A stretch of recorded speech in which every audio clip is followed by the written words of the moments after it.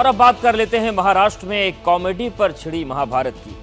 हम बात कर रहे हैं stand up comedian Kunal Kamra की, जिनके डिप्टी सीएम शिंदे पर तंज के बाद छिड़ा घमासान थमता नजर नहीं आ रहा है, क्योंकि कुणाल कामरा ने माफी मांगने से इनकार कर दिया है।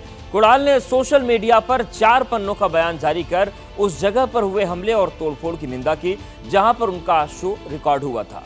उन्होंने अपने बयान में जांच में सहयोग की बात भी कही है, लेकिन यह साफ कर दिया है कि वो डरते नहीं हैं और माफी नहीं मांगेंगे। दावा किया गया है कि उन्होंने वही बात दोहराई जो अजीत पवार भी शिंदे के लिए कह चुके हैं। हालांकि उनके उस कॉमेडी के बाद किस तरीके से राजनीति गर्मा गई और किस तरीके से गुस्सा फूट रहा है, वो तस्वीरें हम आपको दिखा रहे हैं। एक तरफ तस्वीर है और दूसरी तरफ कुणाल कामरा का ये वीडियो। उन्होंने ये संविधान की एक प्रति दिखाकर भी अपनी बात रखी थी और देखिए उन्होंने जो बयान दिया है कि मनोरंजन स्थल केवल एक मंच है, सभी प्रकार के शो के लिए एक जगह है, हैबिटेट या फिर कोई भी अन्य जगह मेरी कॉमेडी के लिए जिम्मेदार नहीं है। और वो इसलिए लिख रहे हैं क्योंकि वहां पर तोड़फोड़ की गई थी। आगे वो लिखते हैं कि हैबिटेट के पास इसकी शक्ति या नियंत्रण नहीं है कि मैं क्या कहता या क्या करता हूं, और न ही किसी राजनीतिक दल के पास। तो ये पूरा जो बयान उनका 4 पन्ने का आया है वो हम आपको दिखा रहे हैं कि क्या कुछ बातें कुणाल कामरा ने कही है। आगे वो लिखते हैं अपने बयान में, मैं अपने खिलाफ की गई किसी भी कानूनी कार्रवाई के लिए पुलिस और कोर्ट के साथ सहयोग करने के लिए तैयार हूं, लेकिन क्या कानून उन लोगों के खिलाफ निष्पक्ष और समान रूप से लागू होगा जिन्होंने तय किया है कि मजाक से आहत होने पर तोड़फोड़ उचित प्रक्रिया है।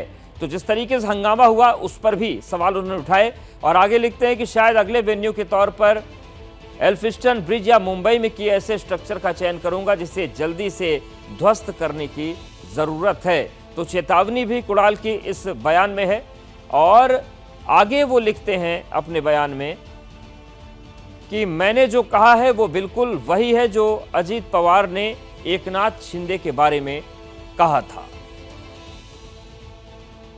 और आगे वो ये भी लिखते हैं कि इस भीड़ से नहीं डरता, मैं अपने बिस्तर के नीचे छिपकर इसके शांत होने का इंतजार नहीं करूंगा। तो माफी मांगने से सीधा इनकार किया है, झुकने से सीधा इनकार कर दिया है कुणाल कामरा ने और उन्होंने साफ कर दिया है कि माफी नहीं मांगूंगा।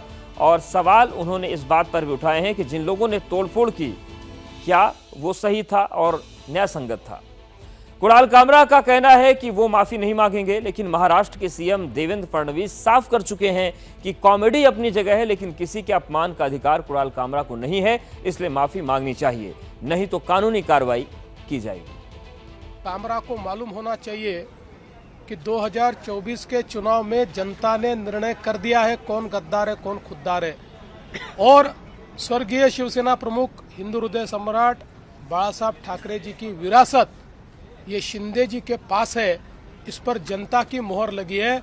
तो कोई स्टैंड अप कॉमेडियन खड़ा रहकर इस प्रकार से उनको गद्दार नहीं कह सकता। व्यंग कसने का भी अधिकार है, हमारे ऊपर भी चाहे जितना व्यंग कसिए, इसमें कोई किसी को दर्द नहीं है। लेकिन अगर जानबूझकर अपमानित करने का और इस प्रकार से इतने बड़े नेताओं को बदनाम करने का काम अगर कोई करेगा तो मुझे ऐसा लगता है कि उसको सहन नहीं किया जाएगा। कुणाल कामरा इन्होंने माफी मांगनी चाहिए।